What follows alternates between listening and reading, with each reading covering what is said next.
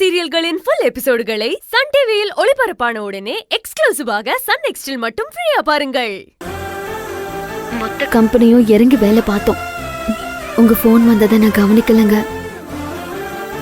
நான் அப்பவும் திரும்ப உங்களுக்கு கால் பண்ணேன், ஆனா நீங்க எடுக்கல. இல்ல மகா, நான் மேனேஜர் ரூம்ல இருந்தேன், அதான் என்னால போன் எடுக்க முடியல. அதுக்கப்புறம் நான் கார்கோ கிளம்பி போயிட்டேங்க. அப்போதான் நீங்க கார்மெண்ட்ஸ்க்கு வந்துட்டு போனதா விஜய் என்கிட்ட சொன்னா.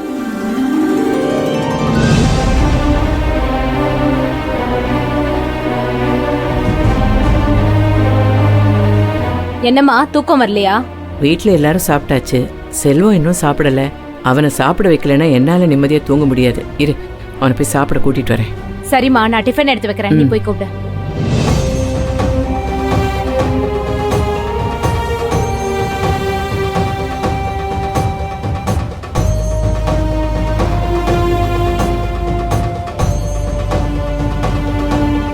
நான் உன்னை பார்க்க முடியலங்கிறது எனக்கு ஒரு பெரிய ஏமாற்றம் தான் மகா.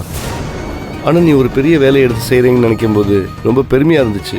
என்ன, அந்த நேரம் உனக்கு நான் துணையாக இருந்திருந்தா என் மனசுக்கும் ரொம்ப சந்தோஷமாக இருந்திருக்கும். சரி, பரவாயில்ல. நீங்க என்ன வேணா சொல்லுங்க, என் மனசு ஆறவே இல்லை. நான் ஒரு 5 நிமிஷம் லேட்டா போயிருக்க கூடாதா?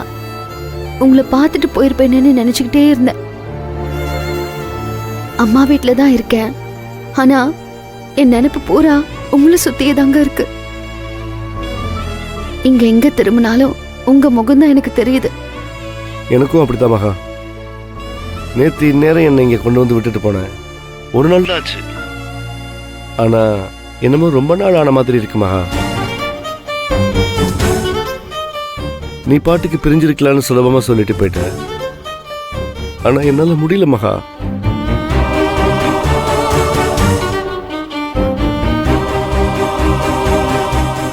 அம்மாவை நான் அன்பா கவனிச்சுக்கிறேன், அக்கறையா தான் பாத்துக்கிறேன். அவங்களை கவனிச்சுக்க வேண்டியது என்னோட கடமை தான். ஆனா அவங்களை கவனிச்சுக்கிறத அதை வெறும் கடமையா தான் செய்யறேனோன்னு தோணுது மகா. அதுவே எனக்கு ஒரு பெரிய குற்ற உணர்ச்சியா இருக்கு.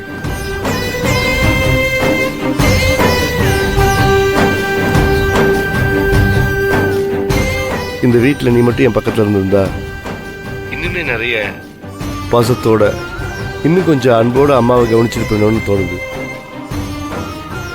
காலையில அக்கா என்ன டிஃபன் சாப்பிட சொன்னாங்க. சாப்பிட பிடிக்கல மகா. மதியம் பாபு என்னை சாப்பிட சொல்லி கட்டாயப்படுத்தினா, அப்பவும் என்னால சாப்பிட முடியல.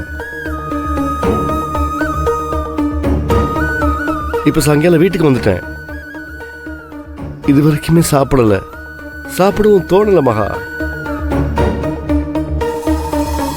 வந்த உடனே அம்மாவை விசாரிச்சேன். நம்ம ரூமுக்கு வந்தேன். உன் நினப்புல ரூம்லயே இருந்துட்டேன். சோகத்துலேயும் ஒரு சுகம் இருக்குன்னு சொல்லுவாங்கல்ல, அந்த மாதிரி உன் நினப்புல இங்கேயே முடங்கிட்டேன். பெட்டுக்கும் வந்துட்டேன், படுத்துருவேன், ஆனா தூங்குவேன் நான் தெரியல மகா. என்னங்க சொல்றீங்க? இன்னைக்கு ஃபுல்லா நீங்க சாப்பிடவே இல்லையா? உடம்பு என்னத்துக்கு ஆகுறது? அண்ணியும் அத்தையும் அங்க என்னதான் பண்ணிக்கிட்டு இருக்காங்க? நான் தப்பு பண்ணிட்டேங்க.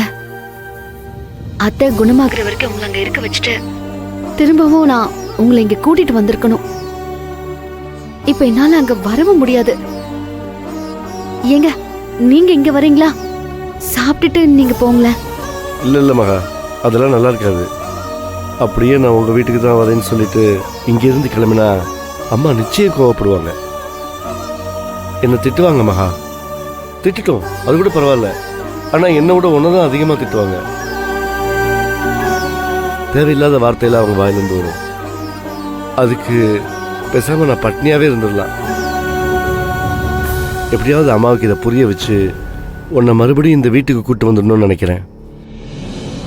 அப்படியும் புரிஞ்சுக்கலனா ஒரு நரபணமா வாழ்றதை விட என் வாழ்க்கையை முடிச்சுக்கலான்னு தோணுது. ஏங்க, என்ன பேசிட்டு இருக்கீங்க?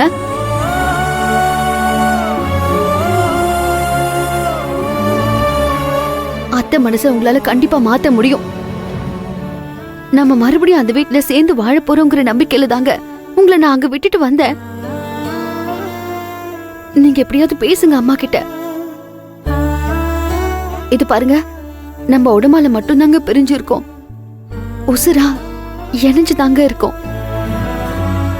எனக்கு எப்படி இங்க என் தங்கச்சிங்க இருக்காங்களோ அதே மாதிரி உங்களை நம்பி அங்க ஒரு குடும்பம் இருக்கு. அவங்கள பாத்துக்க வேண்டியதோ அவங்களுக்கு எல்லாம் செய்ய வேண்டியதோ நம்மளுடைய கடமை தானே. நம்மளுடைய சுகம், துக்கம், பிரிவு, சோகம், சந்தோஷம் இது எல்லாத்தையும் விட நமக்கு நம்மளுடைய கடமை தாங்க முக்கியம். இங்க பாருங்க, இதுக்கப்புறம் இப்படி எல்லாம் நீங்க பேசக்கூடாது. பேச மாட்டேன்னு சத்தியம் பண்ணி கொடுங்க. இல்லனா என்னால இங்க நிம்மதியா இருக்கவே முடியாது. சத்தியம் பண்ணுங்க. சரி மகா, நான் இனிமே சத்தியமா இந்த மாதிரி பேச மாட்டேன். எனக்கு புத்தி பேதலிச்ச மாதிரி இருந்துச்சு மகா. நம்ம சந்தோஷத்தை விட நம்மளை சுத்தி இருக்கிறவங்க சந்தோஷம்தான் முக்கியம். நம்மளோட கடமை தான் முக்கியம்.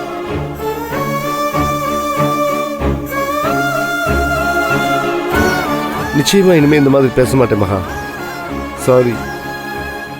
ஆனா ஒண்ணு, நம்ம தினமும் ஒரு தடவையாவது பார்த்துக்கணும் மகா. என்னால உன்னை பார்க்காம இருக்க முடியாது மகா.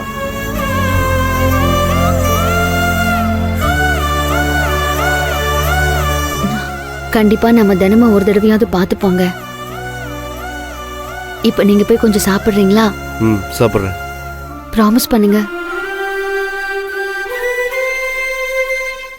ப்ராமிஸ். சரி, நாளைக்கு பேசலாம். Good night.